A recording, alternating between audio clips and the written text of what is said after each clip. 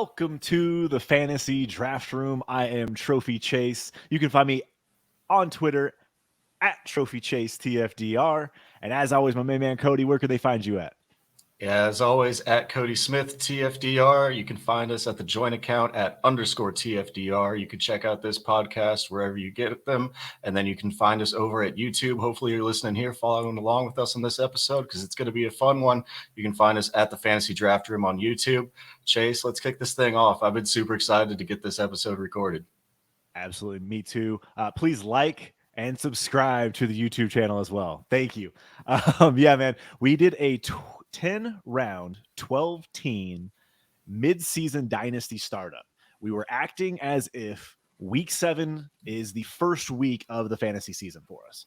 So 12 teams, tight end premium, super flex, and we had some great minds in here, a lot of really sharp people. All of them were from the Heisman tier in Destination Devy. We even had one Ray GQ, Scott Connor of Dynasty and Chill, and Matt Bruning from C2C. So we had some really intelligent people in this room making some picks. So let's kick things off and see what trends we notice and where these players are valued at right now in Dynasty. Yeah, let's get into it, man. We're going to show you the first 3 rounds of the board here first. And there it is. You want to break down your first 3 picks here as we go through this real quickly? Absolutely. So I was in the 6th slot. Cody was in the 11. So from the 6th slot, I ended up taking Kyler Murray, Jonathan Taylor, and Deebo Samuel in the first 3 rounds. And Cody, I will just read yours off since I'm at it. You had Deshaun Watson at the 11, Mark Andrews, and DeAndre Swift. Now, with where we were at and with what was going on with the board, I mean, what trends did you notice just in general on the board? Yeah, just in general on the board, it's the gap of quarterbacks here. There's a lot in the first round, and then we only see one for the second and third rounds. And this is a super flex, like we said. And only one team having their 2 quarterbacks through the first 3 rounds seems absolutely crazy, but it's because of the value of the quarterbacks. We see all of these elite guys here at the front. Not a single non-quarterback taken for the first 6 picks and 10 quarterbacks overall in the first round itself. Absolutely wild. And is that just because we do have such an isolated group of quarterbacks at the top here? I think, yes, it is. Like there's a clear top tier or couple tiers where you have, Josh Allen, Patrick Mahomes, Lamar Jackson, Justin Herbert, Jalen Hurts, and then you can put in Kyler Murray, Joe Burrow, Dak Prescott, D. Watt in a different tier. But you have that top group, and outside of that, like we haven't seen anyone really step up. With Russell Wilson struggles, Stafford struggles, like the guys that Tua's been hurt. We haven't really had the opportunity to see the other guys either put themselves up into that QB 11, 12, 13 range. It's been Kirk Cousins. He's consistent. So it's like there's that big gap between the upper echelon and everybody else. And, you couldn't have told me coming into this year, I was in that mindset as I want my 2 quarterbacks locked down within the first 3 rounds. I just want to make sure that position's secure in a super flex where I'm not worried about it. But at this point, like the rest of those dudes are just guys. Like I don't care which ones I have. We have only 2 teams through the first 3 rounds that didn't take a quarterback. And so they're running a huge gamble that they're going to be able to get, the best of the rest and hope that they can secure 2 quarterbacks going forward.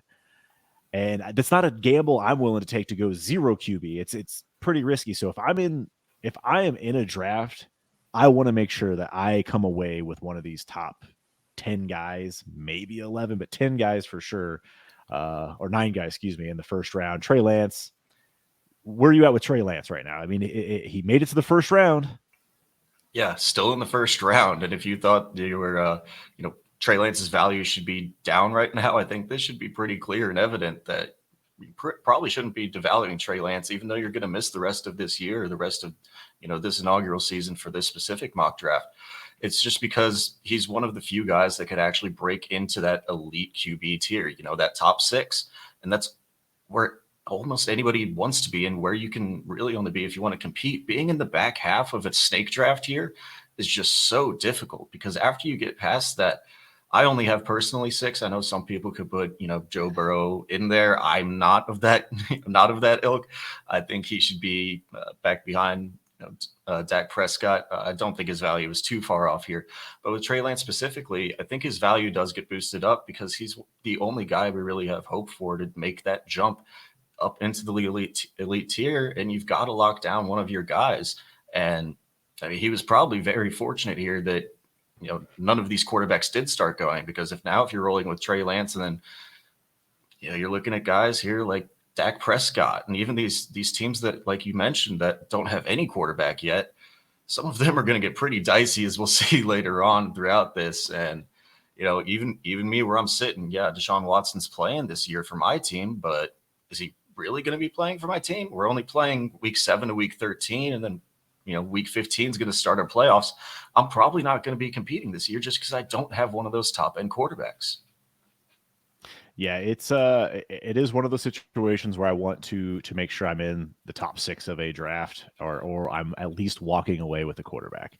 I don't want to be gambling. If I have to take Trey Lance at the back of the first, it just does not feel good.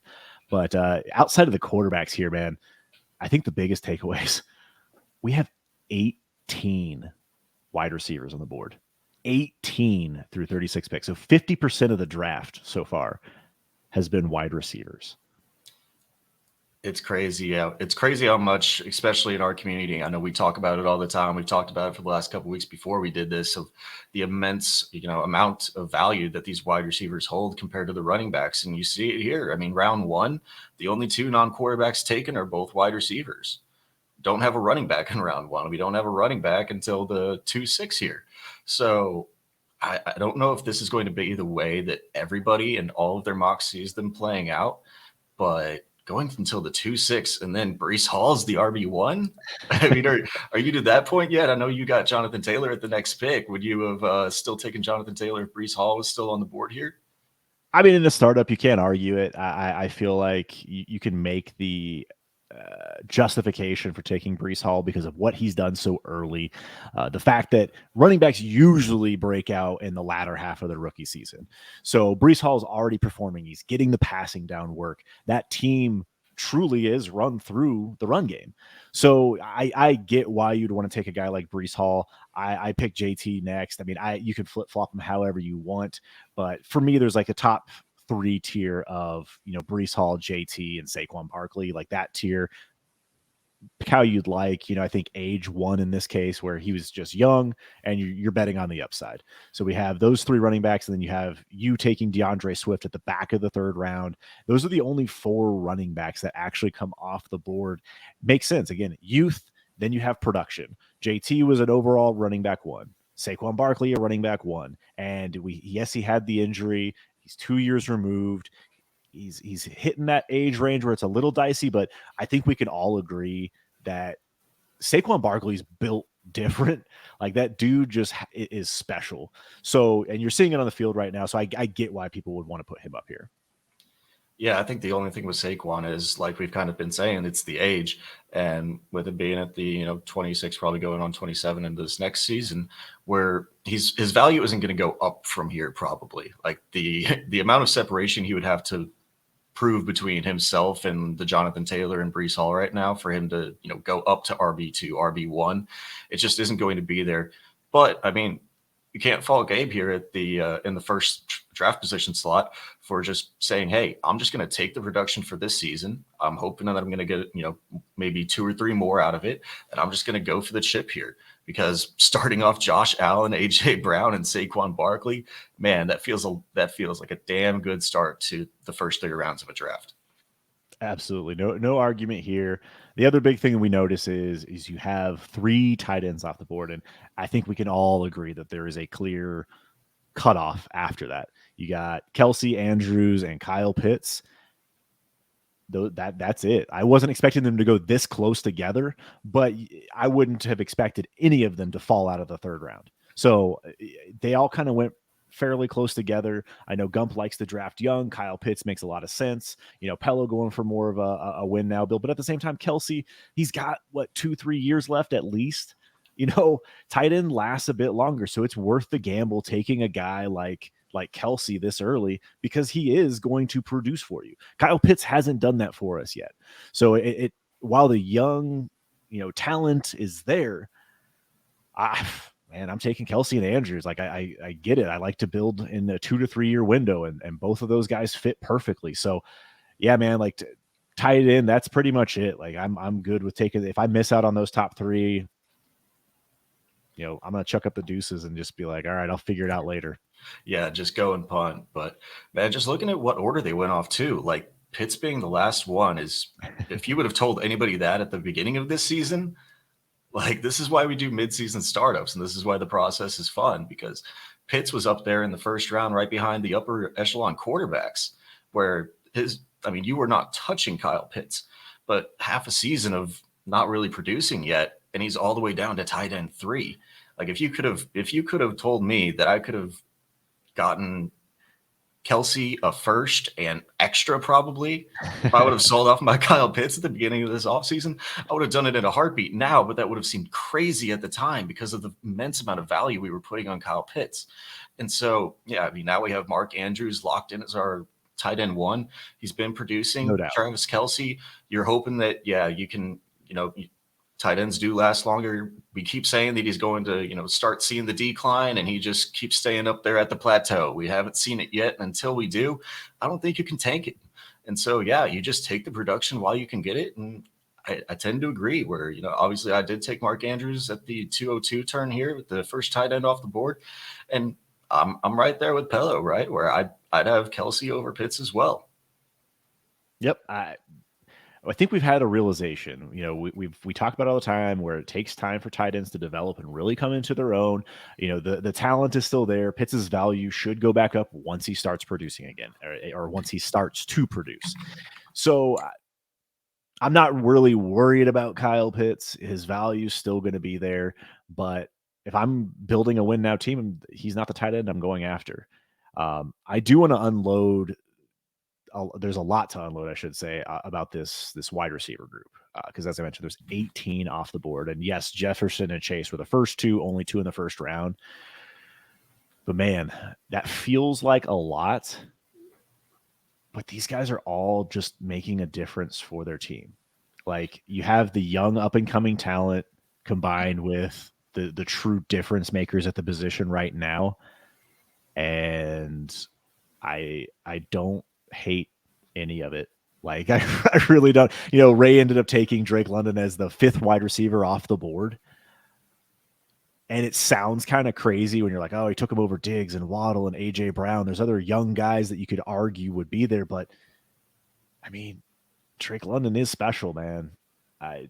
Is there anything that kind of stands out to you with these 18 wide receivers? With the 18 of them, I think with, like you said, Drake London being at 5 overall is by far the one that sticks out to me the most. And just the overall, how many we have, Amon-Ra being up here all the way in the beginning of the 3rd round from where he started off this year. Nobody could have predicted that. I don't think, except, the highest of Amon-Ra St. Brown truthers. I know we had 1 or 2 of them in the Discord that are, taking their victory laps right now. And hey, it's a bet that paid off. Obviously those targets were earned at the end of last season. And man, just going through all of them, like Olave in the 3rd, Garrett Wilson in the 3rd. We're just betting on these guys already. It doesn't feel safe, but I can totally see the upside play of it, because if they do ascend up into that, we go back to our warp episode. Our warp episode kind of explains why these wide receivers are pushed up so high. And it's, we have seen a little bit of a bounce back from the running back position since we did that episode, I think back in week 3. But still, the difference in the warp, the amount of, wins over replacement they're giving you, it's still higher than what the running backs are producing at. We're all trying to climb ourselves up into that difference-making warp wide receiver tier. And this is how you do it. You take your wide receivers early. And I know my team, it's going to get dicey because I don't have a wide receiver yet. And we're already 18 off the board. I'm not going to get a wide receiver 1, and I may not get a wide receiver 2 here. So doesn't feel great for my roster right now, especially with all these talks we've had. But I, I thought I had to go with Swift just because the values seem too drastic. Like, am I going Deontay Johnson or DeAndre Swift? Man, like if I just put those values on a normal roster right now, I could probably get close to 2 firsts for Swift in most leagues compared to Deontay Johnson. I'm getting a mid first alone.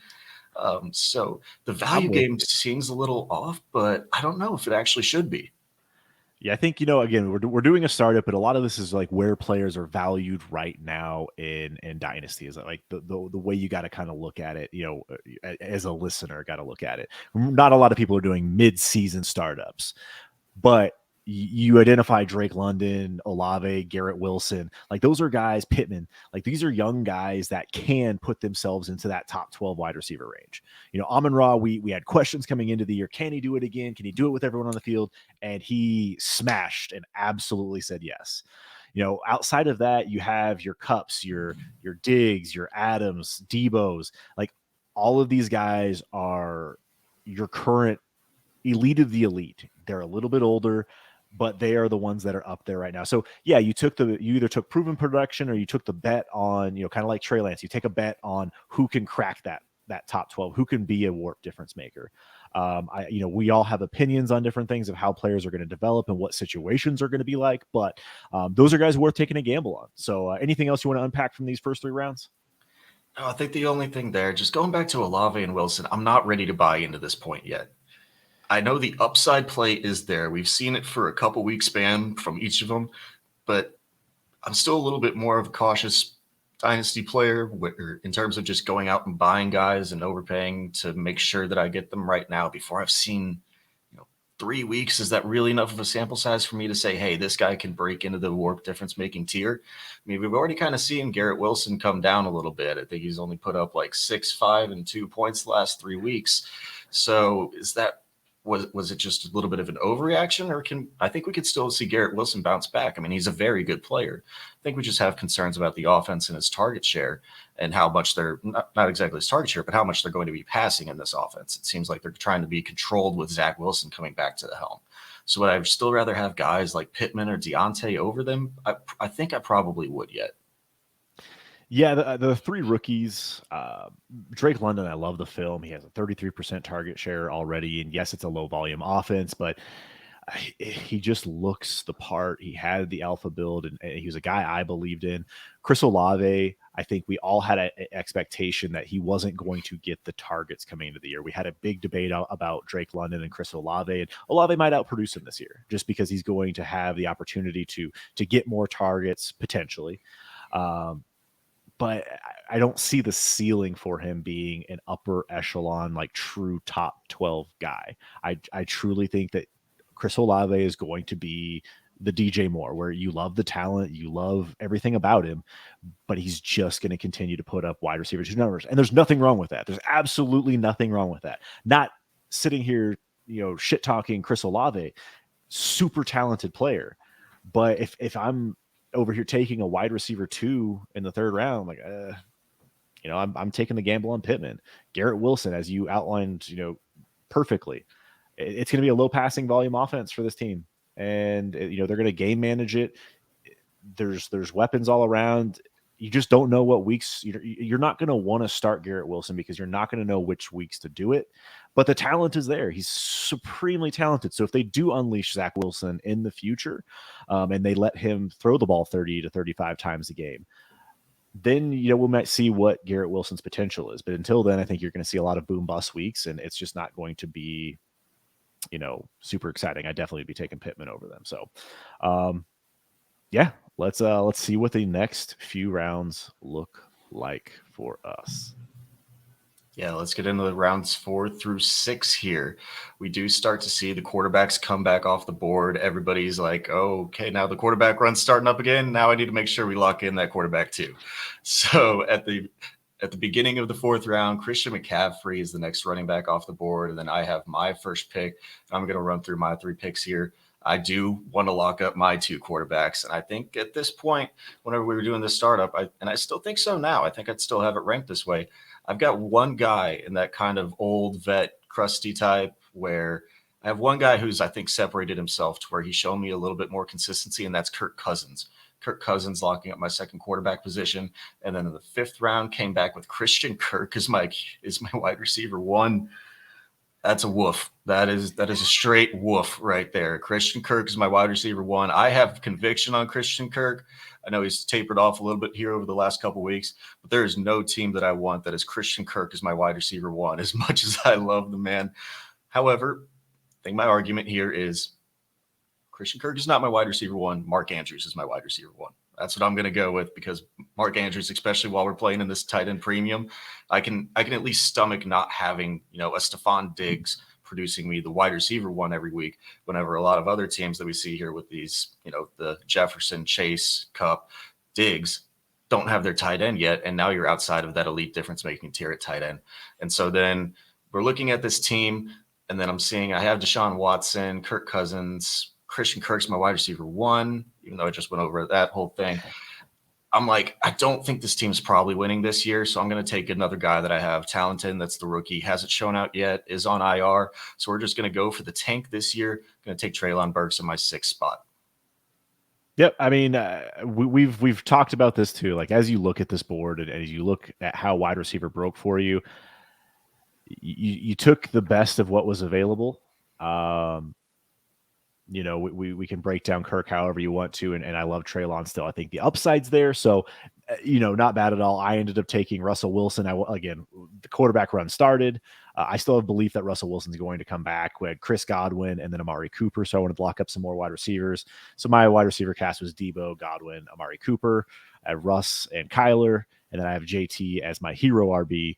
But I feel really good about where I'm at this point. I feel like I can contend and compete if Godwin can, get back to Godwin and Debo does Debo-esque things. So I feel good about my team. But like overall, I mean, we had 8 quarterbacks go in round 4. So we saw the quarterback run happen, but only 9 went off the board total in the next 3 rounds. So we had 1 quarterback in round 4 or round 5 and 6 combined. So it dries up, man.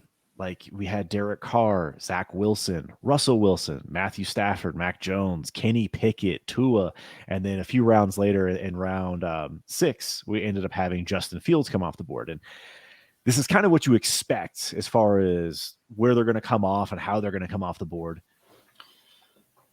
But man, it's just, it doesn't feel good. Like, I mean, Derek Carr's played okay. Cousins, as you mentioned, is probably the top of that group. We had hope for Stafford, and we still do, but that team is in shambles, man. I just don't see how that team can turn it around. I think Russ can figure it out, but it seems like there's some locker room issues there too, where people are, we got Melvin Gordon staring down Russell Wilson on the sideline. Like, there's just a lot of questions about quarterback in this group. Yeah, and there's a lot of questions around, the right guy went right after him, Matt Stafford. He's got Cam Akers is just apparently off the team now. He's going wherever he's going to go, whatever that situation is. That's a wild situation. The offensive line is in shambles. They don't have cap room. They don't have draft picks. Like, where's this team going to find any help anymore?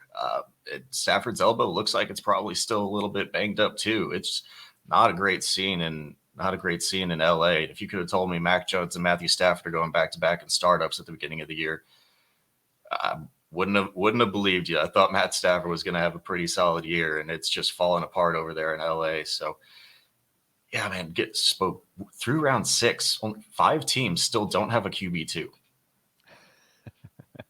It's a horrifying prospect, but do you really care at this point? Like, especially if you get through round 4 and that runs past you by, then do you really want to reach for a Justin Fields when you can still pick up guys like the teams who passed on their QB2, Javonte Williams, Dameon Pierce, Mike Williams, George Pickens, Dallas Goedert? I know we're not big Justin Fields fans here, or at least I'm not. And most of those guys, I'm still taking over Justin Fields, even if it's to lock up another QB, because there's still a lot of old vets that are still on the board who can produce fine enough for a year if I just need a gap fill. I mean, Bruning has always been he's an Ohio State guy, big Justin Fields fan. And so, it may have been a little bit more of a homer pick, but at the same time, like, he didn't have another quarterback. And so when you're at that point, you don't have a QB2 and you're locking up a Lance and a Fields, you're getting youth, you're betting on the future anyway. So you're just kind of hoping and praying that situation does get better. But I'm with you, man. Like, it's one of those things in super flex where we talk about the quarterback position so much because it's super flex, super flex, super flex. You talk about, you got to start 2 quarterbacks. You got to have those guys, but it doesn't feel that way right now. And with the points per game that they're getting, and there are some other quarterbacks that are going to be able to put up points for you that will come off the board in the next 4 rounds.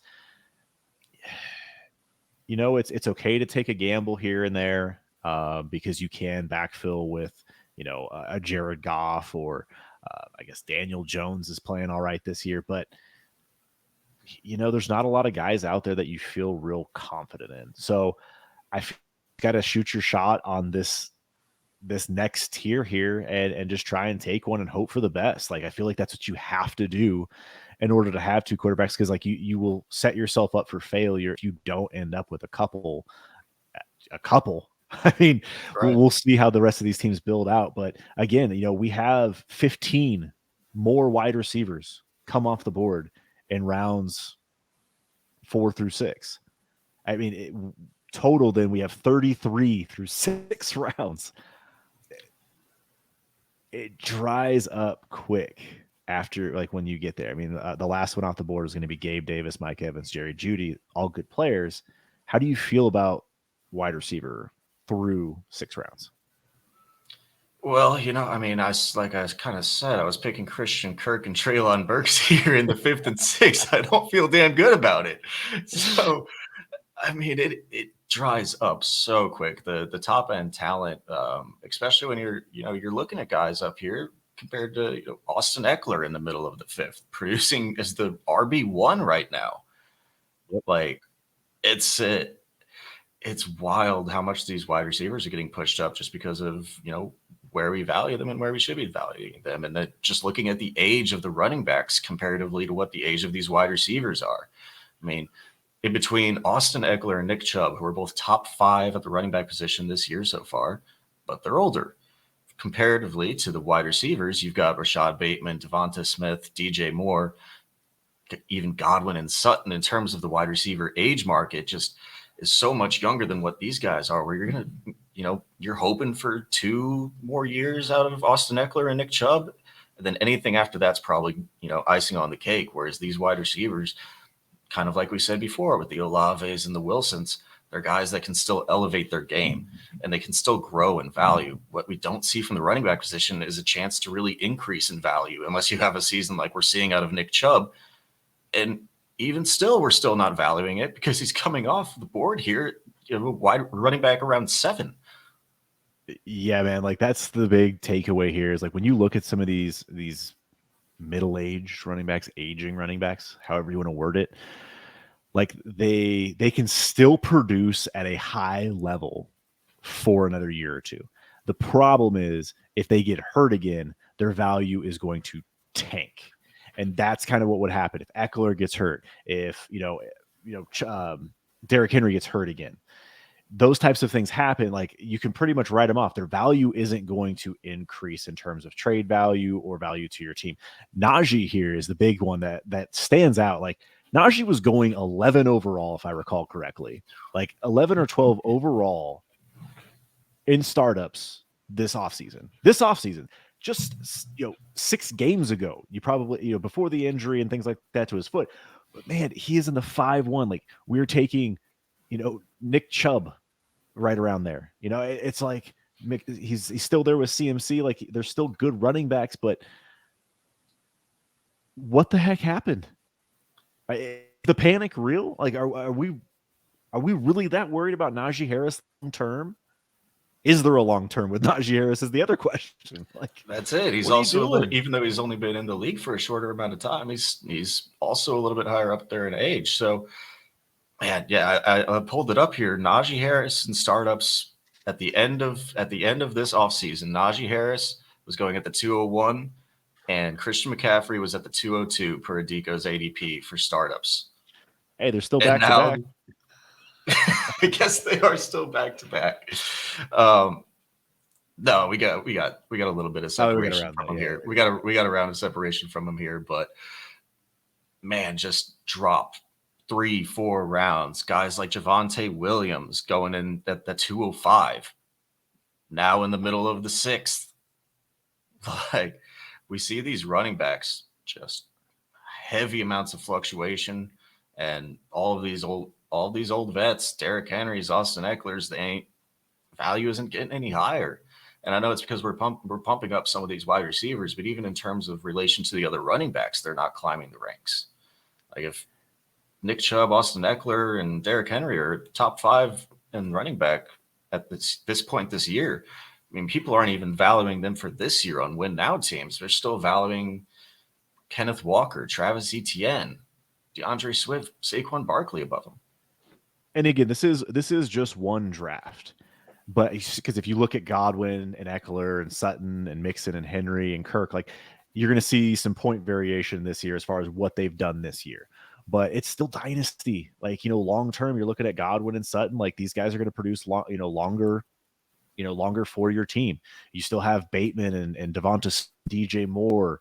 Like these guys are going to be around for a while. So why take the gamble running back that gets hurt, more frequently? We have a 60% turnover on the RB1 ranking. So the top 12 running backs, 60% of them will not be in an RB1 next year, just because of injuries, or maybe it's a little system, whatever the case may be. Like the turnover is real. And so why would you take a gamble on a riskier asset when you can still get a lot of running back value later in the draft?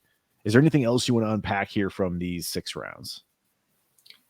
I think it is just the running back. We'll see here the running back value that you can still get spot starts, or you can still get RB2s so much later through the draft. But, you do have that upper echelon. I do think the upper echelon of running back is still a little bit important, but obviously the upper echelon of wide receivers, like we see here, is still more important. Upper tier running backs are still important, but once you get past, RB 12, not even 12, really. Once you get past like RB8, you just see this range of running backs that I'm perfectly fine slotting into an RB2 role week over week. Yeah, there are a couple surprises. Like Kenneth Walker, obviously, he's getting opportunity for the rest of the year. So again, rest of the year does matter in this draft. So Kenneth Walker is going to get opportunity and take over for Rashad Penny. So we'll see what he is. He's looked good so far. Travis Etienne, his role has been increasing. I still don't think I'm taking him as running back 7 off the board, but I can't fault anyone for doing it. I mean, when you're looking at the age and things like that, you have Najee going right after that and Chubb, and then you're getting into the age backs. Take the gamble on ETN. He's going to hit some home runs for you, but I think he's going to be more of a boom bust player than a consistent week in and week out starter. But Javonte fell down. We have Dameon Pierce sighting. So Dameon Pierce from a second round rookie pick and arguably an awful class in 2022 to popping himself up here in the 6th round. And, he has the opportunity to get higher too. So that is going to be a fun one to watch. I think that's a good value pick, or a good pick in the 6th round, just because of his age and the fact that he's getting a lot of touches. Yeah, and do want to highlight here as well. Well, while we did see the next tier of quarterback, or the next quarterback, come off here in the 6th round, past all of the quarterbacks that went off in the 4th round, we do see our next tight end come off the board in the 6th round as well. And the tight end 4 right now, at least in terms of this mock, Ty going with Dallas Goedert at tight end 4, and I can't really blame him here. Locking up the tight ends, all the tight ends are kind of bunched between our back end teams right here. And honestly, it might be a little bit of, we don't have the upper difference making quarterbacks. So we've got to find a way to differentiate ourselves in terms of the team building aspect. Whereas all of these guys in the top tier have the locked in top end quarterbacks. We have to find a different way to make our rosters different. Get the Mark Andrews, Travis Kelce, Kyle Pitts, and Dallas Goedert. He's showing very well through the season with this Eagles offense and the rise of Jalen Hurts. So I think that's a little bit of it. And, like I said, getting these quarterbacks early, even if this tier that's lower down, this 4th round tier, I think it's still important because we'll see these guys coming up next, and I think the difference is the guys in the 4th round here have a little bit longer term stability than the guys that we're going to see come off the board next. Whereas these guys will, they'll serve fine as a stopgap for this year, but we have some serious concerns about them going even into 23 and especially going into 24. You're probably not having a quarterback, and you're going to have to start re-rolling, trying to find guys through the draft or having to down tier off of your elite quarterbacks, and that's not what you want to do in Superflex.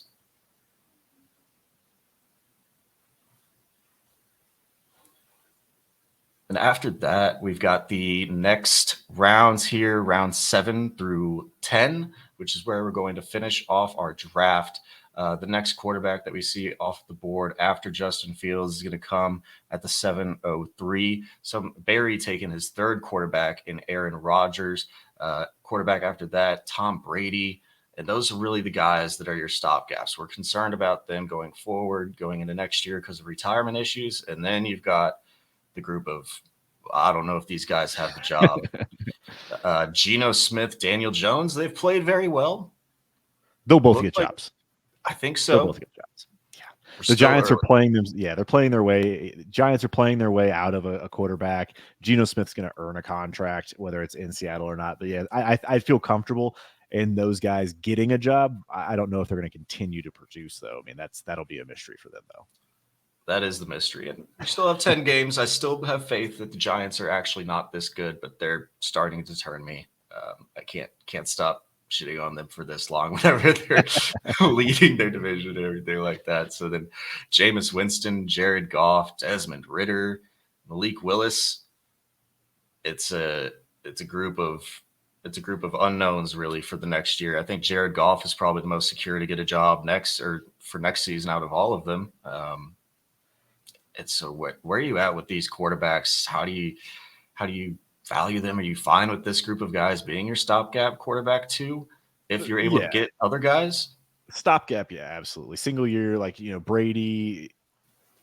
I say this, but all of the aging quarterbacks that we thought, they're going to be around for a while. Brady's still going to be elite for the next year. I mean, I think he was a top 3 quarterback in overall scoring last year. What the heck has happened? Aaron Rodgers doesn't have any weapons. That offense just looks anemic. The play calling there.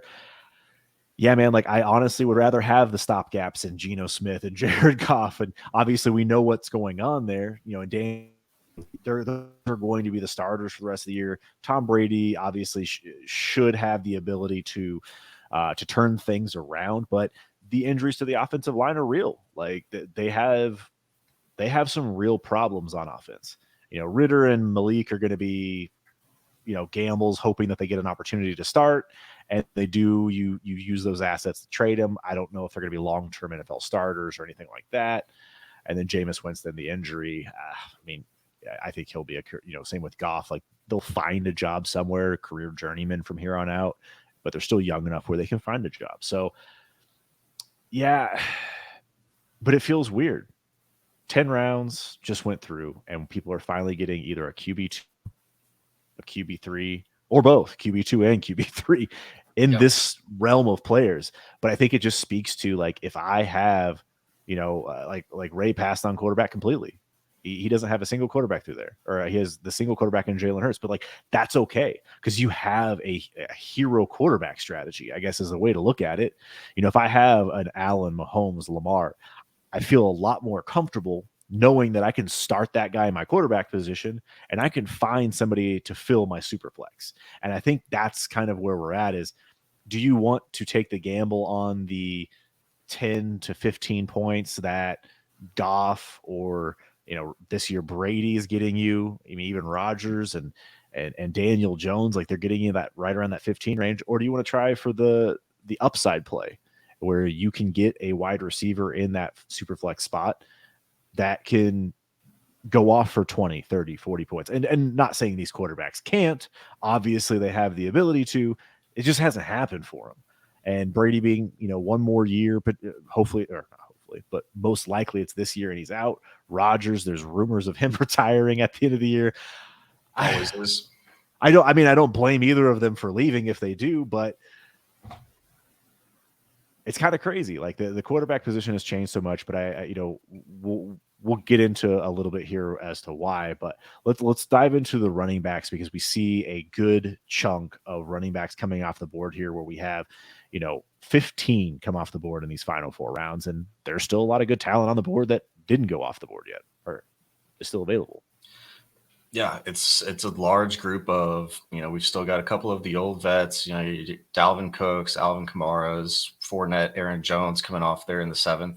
And that's the last tier of these older vets who are probably going to be aging out of the league here in the next 3 years. But they're still going to be good top 24 producers for that time, probably for your team. And Yep. So getting them down here in the 7th feels like pretty good value.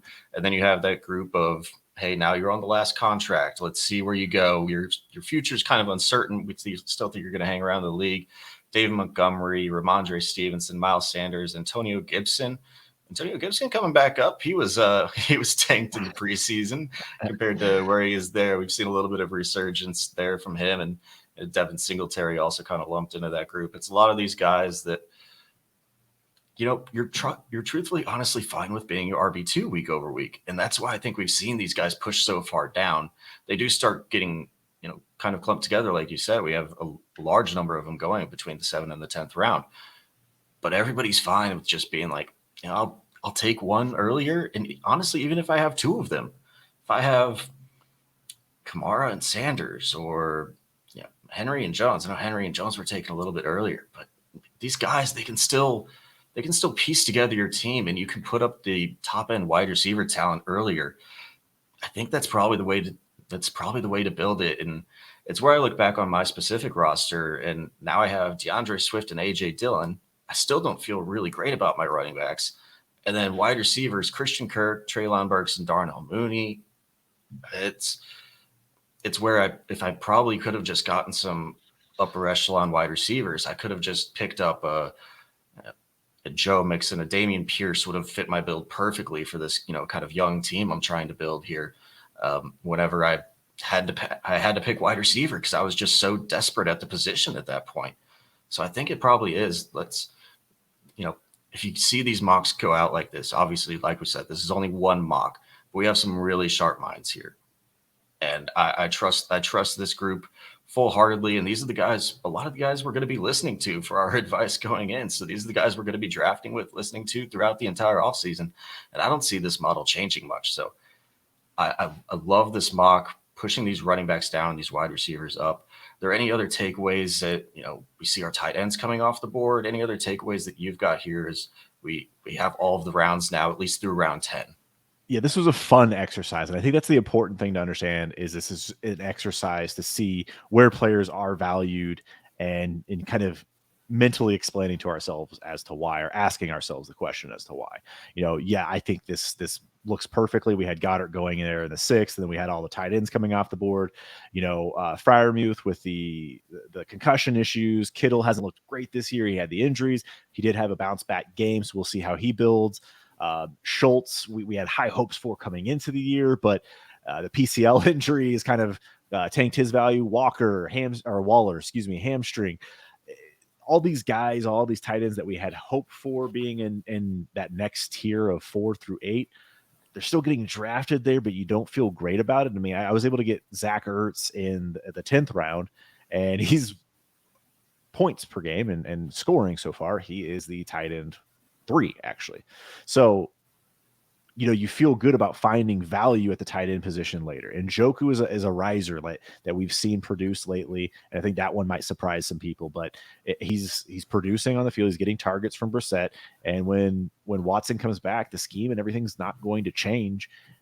He's paid as their tight end 1. He's finally getting used like their tight end 1. So, I think the big takeaway is if you miss on wide receiver early, it does hurt a little bit later when you're looking at Ayuk and Juju and Alec Pierce. I mean, these guys are talented. These guys could break out and crack your lineup and be wide receiver 2s at some point. But you don't feel great if you miss out on like that first 18. So what does all of this mean?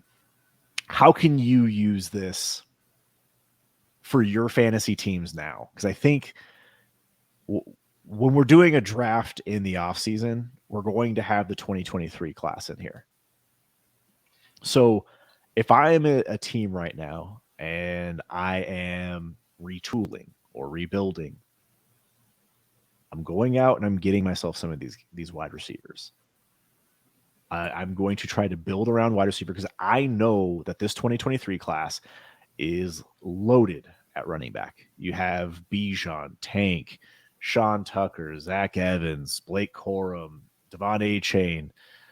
I'm missing tons of names here, but the point is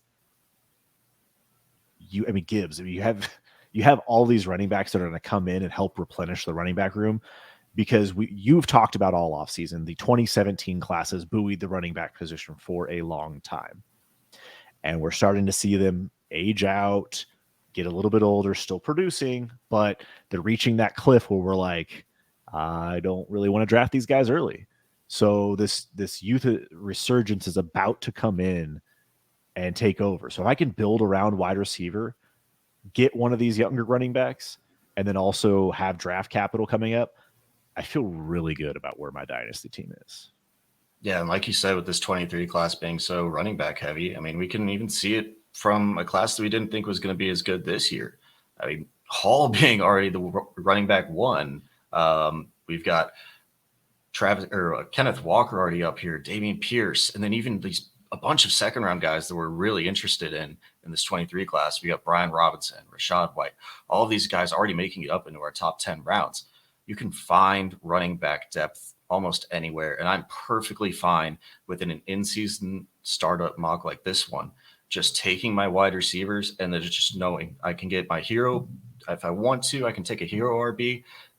I don't even have to take a really hero RB. I can just take a mid-tier RB and then just load up at running back for the next, for the next year and see how my team feels after that, especially with how short this would be. Like if we were actually going into this, taking this as a real money league, and I know we're probably going to be starting up some of them here soon. So like this is great for us. So we're going to be taking this, looking at this and saying, hey, I don't need these running backs to produce for a long time. If I love Scott's team right here where he just takes Dalvin Cook.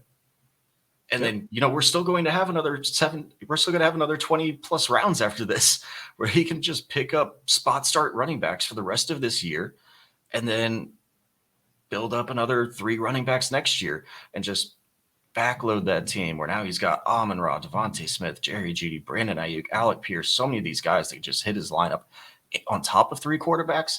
I really like that team. Yeah, I feel like there's some teams that did a great job of team building. I really like Barry's team with getting Lamar, Diggs, Tyreek. Like you have 2 elite difference makers at the wide receiver position. You have one of the top scoring quarterbacks, but he also ended up getting Mac Jones and Aaron Rodgers along with Mike Evans, Rashad Bateman. I mean, he's also backfilling at running back, but he has Singletary and Clyde Edwards-Helaire along with Dawson Knox. So he built a good core to kind of go with.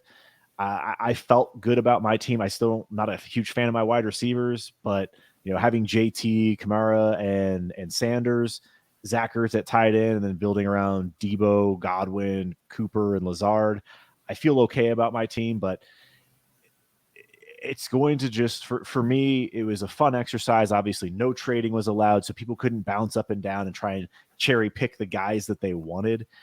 But this is a real testament to how I want to roster construct because I know what's coming in. Speaking of quarterbacks, like we had 26 quarterbacks come off the board in these 10 rounds.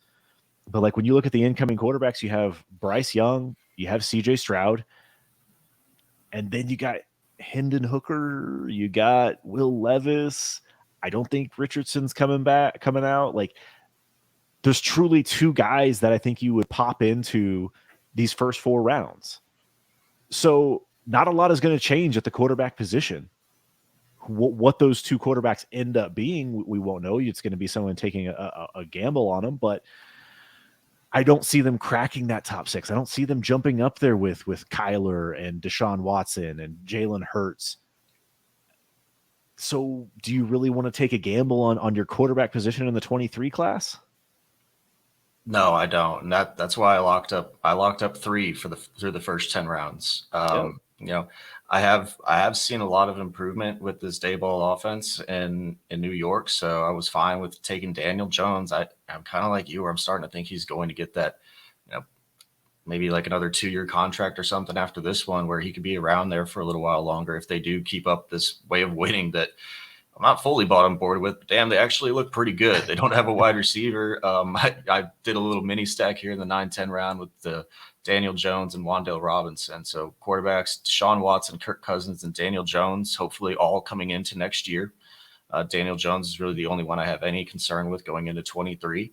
And then Swift and AJ Dillon at the running back, Mark Andrews just carrying the load at hopefully running or tight end and wide receiver. And then wide receivers going Christian Kirk, Traylon Burks, Darnell Mooney, and Wan'Dale Robinson. That's really where it's the deficient part of my team. And it's because I locked up quarterback and tight end and got a top running back. But really, like, man, if I could get myself, I know Michael Pittman will off the board right before me, but even Hollywood, I know he's hurt now. But I mean, if I really wanted to go into this tank, like if I wanted to go Hollywood and then pick up, you know, one of these younger running backs just down the board, even if I still went with AJ Dillon, I still would have liked that build, I think, so much more just because of the amount of value that I think these wide receivers hold. And I can find running backs elsewhere. I can find them in the draft. I can find them through the next 20 rounds of this startup if we were going to be continuing it on. I think that's it, it's the play. Looking at my team, I don't really like it all that much, and it's because we like the wide receivers. So I think it's a good exercise for me to take away and look back at this and say what changes can I make, what picks could I have made differently, and go on from here. We'll do more of these mocks, and we'll get better at this. I know we'll be doing some actual midseason startups here soon, so I am definitely looking forward to it, man. Yeah, absolutely. Me too. I think as I go through this, we had like 48 wide receivers off the board. I think that's one of the big takeaways too. If you're getting into rounds 11 and beyond, 48 wide receivers off the board. If you told me, oh, I got wide receiver 48s in my starting lineup, you don't like it. So being able to acquire these guys, going out and getting yourself two of the top, 14, really making sure that you have difference makers at that position, it's going to set you apart in your league. It's going to truly make your team that much better. Being able to rely on starting guys like Jamal Williams. I mean, he's producing almost as much, or actually just as much as Swift has been on a points per game basis. So you have guys that you can find later, like Miles Sanders coming into this season. People were looking at Miles Sanders like, that guy's nothing. He can't score a touchdown. They're going to have a timeshare, or they're going to have a RBBC. And here he is. He's a top 6 running back in the league when on yards and scoring.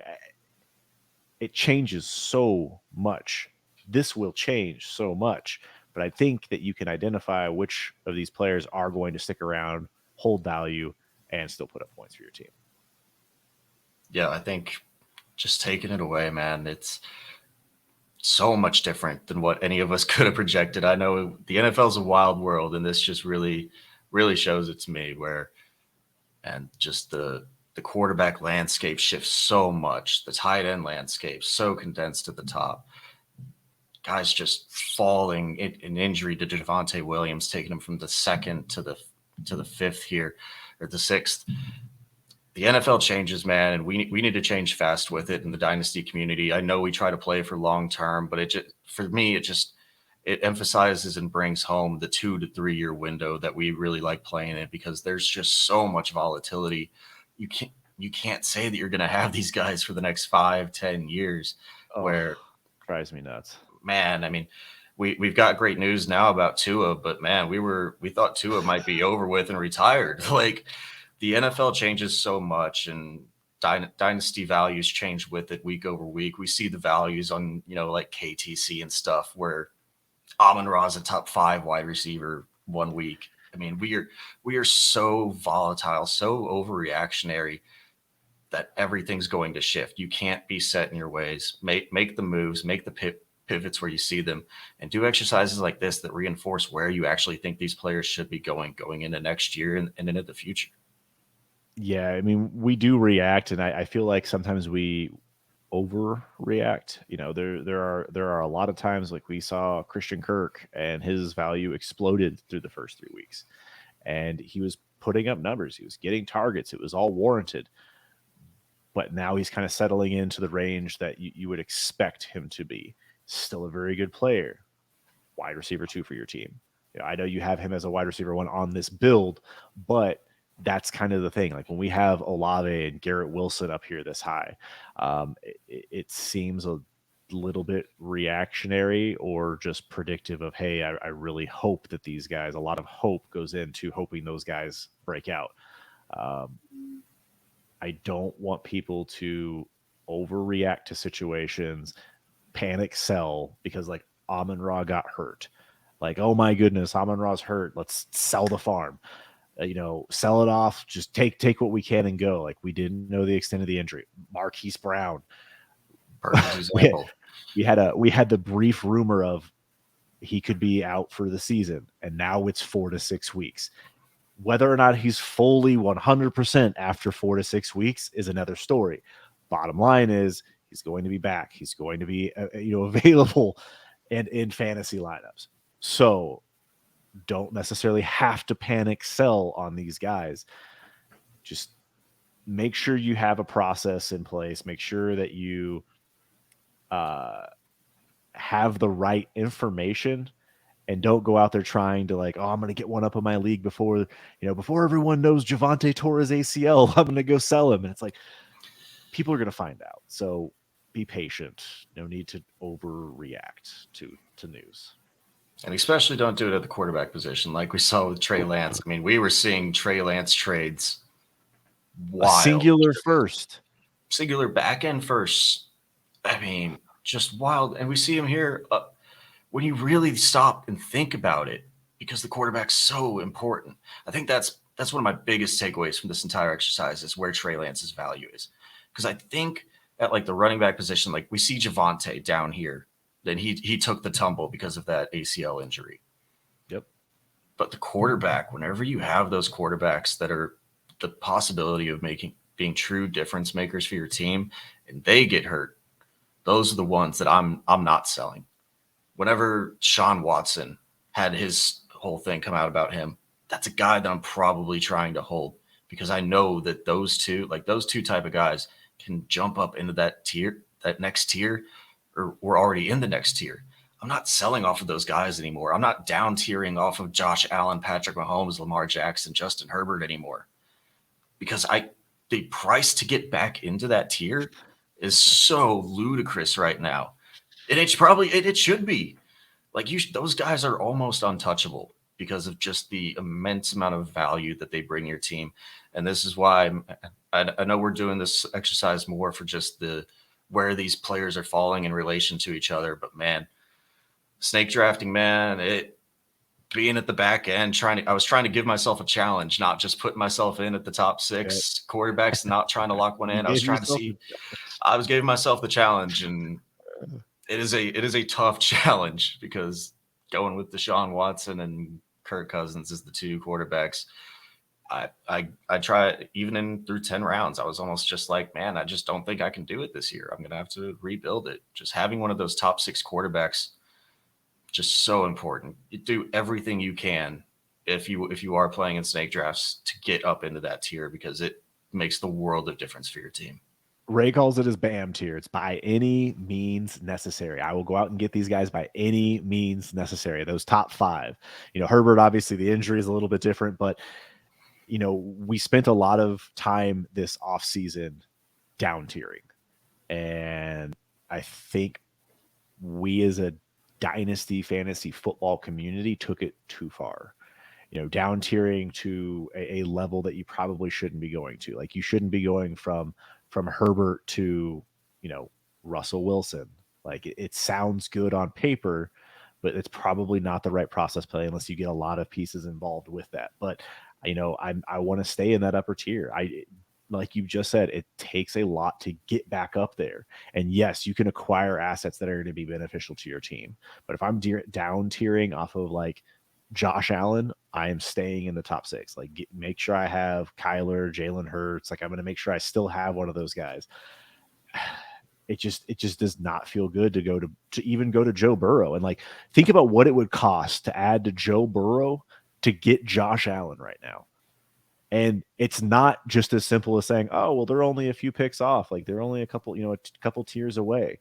Like, you are going to have to add a lot to get up there. And that's why if you are a snake drafter and you have yourself, one of these top 6 picks, if I, like for me, for instance, I'm the number 6 slot. I got Kyler Murray. Okay, I know I'm going to get one of these top 6 guys. May not be Kyler, but it could be any one of them. I have no problem trading my second and third round startup to get back up there. Like, if that's all it's going to take is me to trade what may be JT or Debo Samuel, there's no names tied to it, but it's a second and third round startup. And that's usually what it takes to get back up there. If I have to give that up to get, Ray's 5 slot and get myself Jalen Hurts, I'm freaking doing it because it's not going to every be day. any cheaper than JT and Debo, right?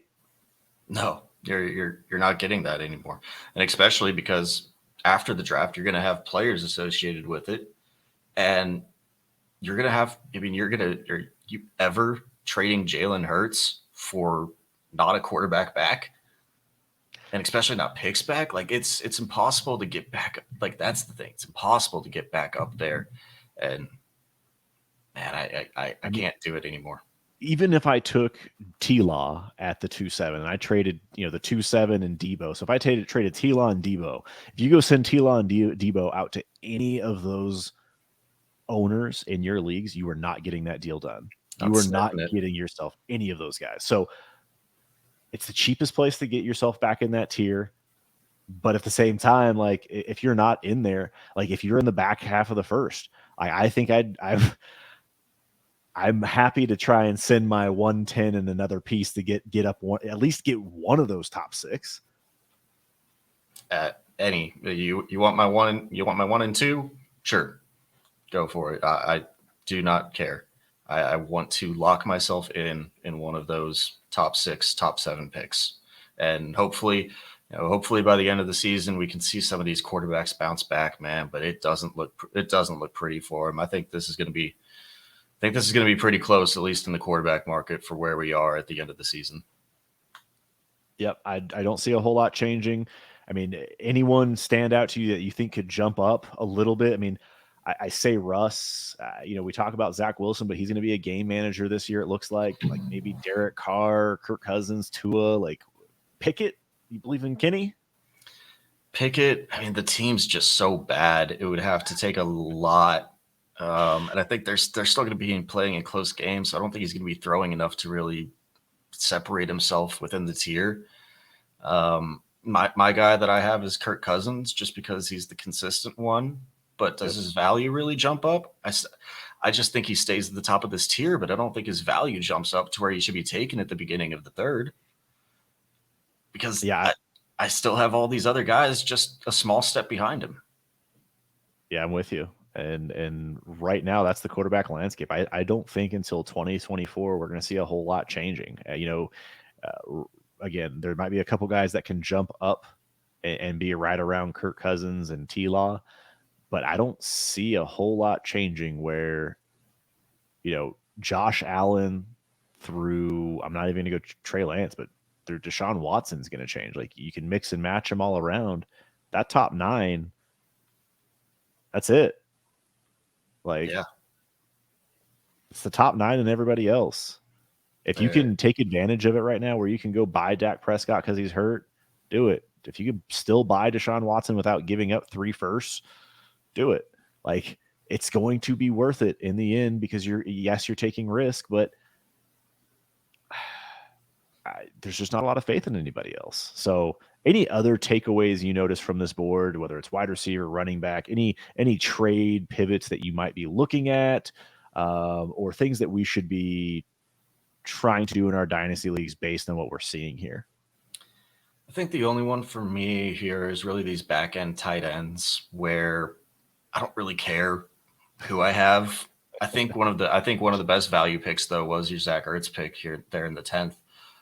Because we do have Trey McBride that just got drafted there, but as long as Zach Ertz is still producing, he's going to be probably up in that tight end 6 range. So I really did like that pick. But man, really the Waller, Schultz, Kittle, and even year over year, we see this landscape of tight end. We hype up guys that we think can take the jump, and then they fall back down, and then we hype guys up, they fall back down. I think it's just so cyclical within this area that I'm just fine. Like if I can just pivot between the range of these guys, I'm fine. Just kind of if I can gain any value, I'm probably just going to do that. I can move back a little bit within a range of guys. I just don't see much distinction, much separation in. And if I can just move back a little bit, pick up a second just because one guy likes one player over another, I think I'm probably doing that because after the top 3, I just don't care. Yeah, I feel like if you're able to get off of Waller, Schultz, Kittle because of the hype they had coming into the season, if you have believers in those guys, I'm looking to make that move. If I'm able to get Ertz plus, if I'm able to get even Gesicki isn't off on the board right now, but if I'm able to even get Gesicki in a bigger plus, I'm doing it.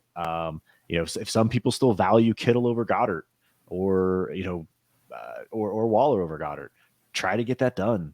The big one that we had discussions on in the Discord was Kittle for Njoku straight up, and how comfortable people are doing that.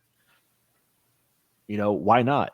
Obviously, I think you can get it done straight up, but if you're able to get Njoku and a small plus for Kittle, like I like to squeeze a little bit. I like to make sure try and get as much as I can. But if I can get a plus, yeah, toss in a third. If I can get a second. Hey, some people still are super high on Kittle.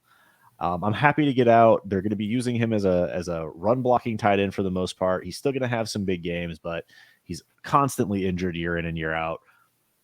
I'm really ready to move off of him. And you know, wide receiver, I don't know if there's anything that really stands out to me. There's no true value that I see where I'm like, oh, I'm going to go get this guy. Like, unless you have some conviction in any individual player, Traylon. Yeah, I think it's just I think it's like we've been saying, it's just the number. It's the mass number, the shift up the board for these wide receivers. I think we all pretty much know where in relation to each other they go. Um, you want the guys that can make the jump and find your guys that you have the conviction on to do that. Get them now, get them early if you want. Like I know I was kind of saying like I don't have the conviction of Chris Olave and Garrett Wilson right now, although I did just trade for Chris Olave, so that conviction's coming quick, best believe. But but but if you have the conviction that those guys can make the jump, go get them because if you get those guys that can make the jump into the next tier, they're so worth it for your team. Yeah, I mean, some of the guys that Pittman obviously had a good game this past week, but getting Garrett Wilson might be easier right now. You might even want to wait a few weeks, to be honest with you. If you can wait a few weeks and go buy Garrett Wilson as a next year down the road play, do it. Wait till closer to the trade deadline. I think he might have another good game or so, but for the most part, it's going to be hit or miss. Debo hasn't been all that great. I'm always hesitant to say bye Debo. He was my biggest sell this offseason, but the dude can be a week winner for you any given week. So I don't know. There's a few guys there that kind of stand out. Godwin to me right now, if you can buy him still cheap, I really like Chris Godwin. I think that he's healthy.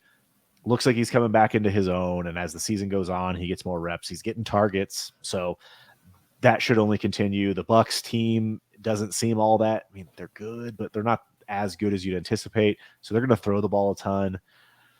That might be the only one that I kind of look at, and Traylon. I still believe in Traylon. If you have a non-believer in your league, go get yourself Traylon from him. I think that he's going to be fine long term. It's just you're going to have to eat this year. And yeah, like you just said at the end there, especially if you're on a rebuilder, you should know where you're at. If you don't know where you're at by this point in the season, you should get on that. I've stalled around a little bit in a couple of my leagues, and I'm starting to make the moves, starting to make the pivots because I'm kind of like you, where I like to squeeze the juice. I like to find the perfect deal, and it's the thing I need to work on, and we're getting there.